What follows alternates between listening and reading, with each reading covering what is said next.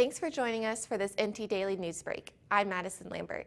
Food insecurity for college students has been an issue for years, but the pandemic has made some of those issues even worse.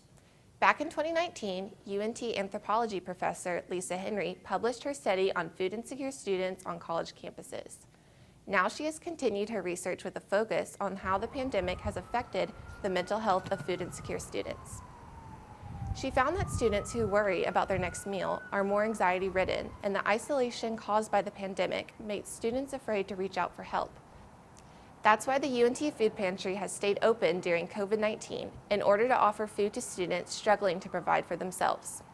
One simple thing that I tell my faculty, so I'm the chair of the anthropology department, one simple thing that I encourage all of our faculty to do is put information about the food pantry and all the resources of the Dean of Students, but particularly the food pantry, in the syllabus, so that the students are constantly being reminded that that resource is for them.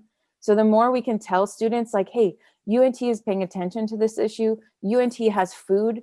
At this point, there is no reason for a UNT student to be hungry because the food pantry is there for you. And you can go there as many times as you need to and get food to eat.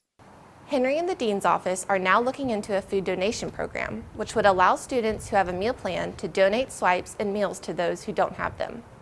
In a joint effort, Denton County, the Denton County Transportation Authority, and the Span Inc. of Denton County are providing public bus transportation to Texas Motor Speedway for those who have a scheduled vaccination appointment.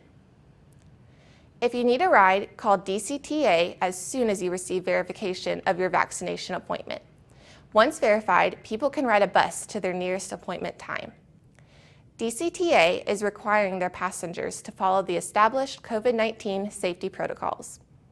At Texas Motor Speedway, the buses will go through a mass transit lane in order to provide vaccines to all the passengers efficiently. The Denton City Council has extended the declaration of the local disaster order after last month's winter storms. It will now run until March 16th. The extension allows the City of Denton to waive plumbing fees and remove ordinance restrictions for winter wastewater. The extension also allows customers who have experienced damage to water pipes during the winter weather to qualify for a bill adjustment. The Denton Council will consider extending provisions regarding lead adjustment in winter wastewater. The 2021 UNT football season is approaching, and on Monday the team had its first official practice.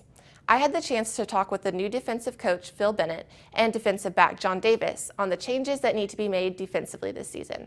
The 2020 season proved to be challenging for the UNT football team as a whole, but especially for the defense, who ended as the second worst run defense in the country. In hopes of restoring the defense and bringing more wins, UNT hired Phil Bennett as its new defensive coordinator. Bennett, who has spent the majority of his life as a football coach in Texas, is ready to start working with his new team for the 2021 season. Well, the first thing in line is to find the best 11 football players. It's not so much schematically, but find the best 11 that give you a chance to win. Bennett is impressed with the talent he has seen from some players in the first couple practices. I thought the effort was outstanding. I think for the first day, the intensity and the enthusiasm for a defense that has struggled, basically the last 2 or 3 years was really good. I like that, and that's a great start. UNT football lost its best defensive lineman and defensive back after the 2020 season, but have a lot of young players ready to step up and make changes in 2021. One of those players is defensive back John Davis, who is ascending into a leadership role this season. Just being more vocal, not just learning my position or just corner or just safety, learning everything on the field so I can be more vocal and getting guys on track and so we can be the best defense we can be. Davis is looking forward to working with Coach Bennett and believes the new hire will be beneficial for their team. We're more multiple now.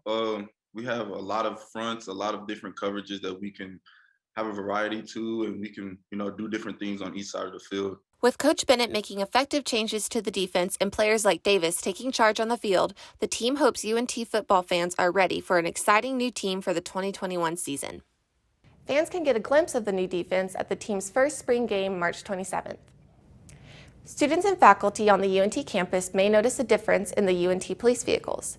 That's because the department introduced 6 new hybrid police cars earlier this month.